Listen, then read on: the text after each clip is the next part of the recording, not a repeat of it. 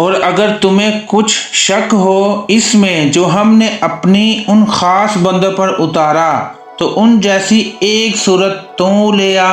لے آؤ اور اللہ کے سوا اپنے سب حمایتوں کو بلا لو اگر تم سچے ہو۔ بسم اللہ الرحمن وَإِن كُنتُمْ فِي رَيْبٍ، اگر تمہیں کچھ شک ہو۔ اس سے پہلی آیات میں اللہ تعالیٰ کی قدرت اور وحدانیت کا بیان ہوا، اور یہاں سے حضور صلی اللہ علیہ وآلہ وسلم کی نبوت اور قرآن کریم کی اللہ تعالیٰ کی بے مثل کتاب ہونے کی وہ ظاہر دلیل بیان فرمائی جا رہی ہے جو صادق کو اطمینان بخشے اور منکروں کو عاجز کر دے۔ اللہ تعالیٰ کی عظمت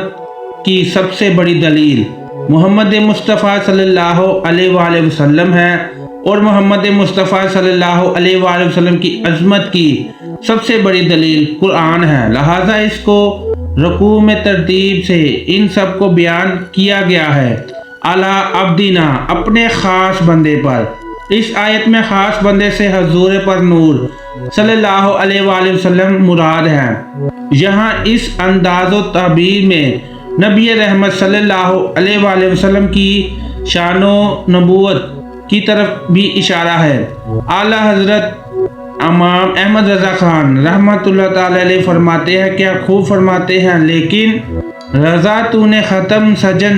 اس پہ کر دیا، خالق کا بندہ خلق کا آقا کہوں تجھے، فَاتُوا بِصُورَةٍ مِّن مِثْلِهِ، تو تم اس جیسی ایک صورت ہی بنا لاؤ۔ آیت کے اس حصے میں اور اس کی بعد والی آیت میں قرآن کے بے مثل ہونے پر دو ٹوک الفاظ، یہ ایک کھلی دلیل دی جا رہی ہے، یہ ایک بلاغت پر ناز کرنے والا کو چیلنج ہے، اور اگر تم قرآن کو اللہ تعالیٰ کی کتاب نہیں بلکہ کسی انسان کی سمجھتے ہو تو چونکہ تم بھی انسان ہو لہٰذا اس جیسی صورت بنا لے آؤ، اور نہیں تو صرف ایک آیت ہی بنا کے لے آؤ۔ عجیب خبریں ہیں دینے اور دیگر امور میں قرآن پاک کی مثل ہو، اور اگر ایسی کوئی صورت بلکہ آیت تک نہ بنا سکو گے تو سمجھ لو یہ قرآن اللہ تعالیٰ کی کتاب ہے، اور اللہ تعالیٰ کی کتاب کا انکار کرنے والوں کا انجام دوزخ ہے جو بطور خاص کافروں کے لیے تیار کی گئی ہے۔ ایک بات نوٹ کریں کہ یہ جو چیلنج ہے قیامت تک کے تمام انسانوں کے لیے ہے۔ آج بھی قرآن کو محمد مصطفیٰ صلی اللہ علیہ وسلم کی تعریف کہنے والے کفار تو بہت ہیں، مگر قرآن کی مثل ایک آیت بنانے والا آج تک کوئی سامنے نہیں آیا، اور جس نے اس کا دعویٰ کیا اس کا پول خود ہی چند دنوں میں کھل گیا۔ قرآن مجید کا وہ بے مثل کتاب ہے جو لوگوں اپنی تمام کمالات کے باوجود قرآن پاک جیسا کلام بنانے سے عاجز ہے، اور جن انس نے مل کر اس کو بنانے کی کوشش کی تو وہ نہ بنا سکے، بلکہ صدیاں گزرنے کے باوجود آج تک کوئی بھی قرآن مجید کے دیے ہوئے چیلنج کا جواب نہیں دے سکا، اور نہ ہی قیامت تک دے سکے گا۔ قرآن پاک کے بے مثل ہونے کی بہت سی وجوہات ہیں جنہیں علماء مصنف نے اپنی کتابوں میں بہت ساتھ بیان فرمایا ہے۔ ہم یہاں ان میں سے صرف 3 وجوہات کو آپ کو بتاتے ہیں، جس میں سے غریب لوگ جو بلوغت کے میدان میں شیوار تھے، ان کی صفوں میں بہت سے ایسے لوگ موجود تھے جو بلغت کے فن میں اعلیٰ ترین منصب پر رکھنے والے، عمدہ الفاظ بولنے والے، چھوٹے اور بڑے جملوں کو بڑی وضاحت سے تیار کرنے والے تھے۔ انہیں تھوڑے کلام میں بہترین تعارف کر لیتے تھے، اپنی مراد کو بڑا عمدہ انداز میں بیان کرتے، کلام میں فصاحت بلوغت کے تمام فنوں کی رعایت کرتے، اور ایسے ماہر تھے کہ جیسے دروازے سے چاہتے داخل ہو جاتے۔ دنیا میں ہر طرف کی ان کی بلوغت کا ڈنکا بجا تھا۔ وہ لوگ فلاح بلوغت میں ان کا مقابلہ کرنے کی تاب نہ رکھتے تھے۔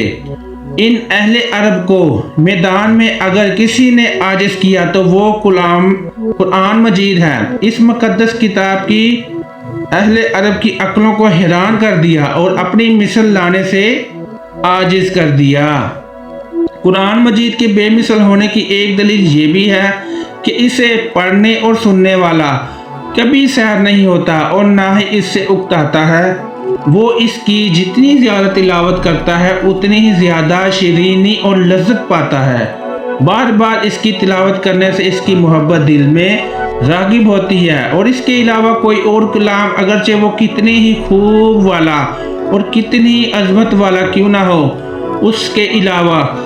کوئی اور کلام اگرچہ وہ کتنی ہی خوبیوں والا ہو کیوں نہ ہو، اسے بار بار پڑھنے سے دل اکتا جاتا ہے، اور جب اسے دوبارہ پڑھا جائے تو طبیعت بیزار ہوتی ہے۔ قرآن مجید کی اس شان کے بارے میں حضرت حارث رضی اللہ تعالیٰ عنہ سے مروی ہے کہ حضرت علی مرتضیٰ کرم وجہ الکریم نے ارشاد فرمایا کہ قرآن وہ ہے جس کی برکت سے خواہشات بگڑتی نہیں، جس سے دوسری زبانیں نہیں ہوتی، علماء اس سے سیر نہیں ہوتے، یہ بار بار دہرائے جانے سے پرانا نہیں ہوتا، اس کے عجائب ختم نہیں ہوتے، اور قرآن مجید کی آیات میں قوت اور جلال ہے۔ جب کوئی اس کی تلاوت کرتا ہے یا انہیں کسی سے سنتا ہے تو اس کے دل میں ہیبت طاری ہوتی ہے، حتیٰ کہ جسے قرآن کی آیات کی معافی سمجھ بھی نہ آ رہی ہو، وہ اس کی تفصیل بھی جانتا ہو، اس پر بھی رغبت طاری ہو جاتی ہے، جبکہ قرآن مجید کے علاوہ اور کسی کتاب میں یہ وصف نہیں پایا جاتا۔ ربنا ولك الحمد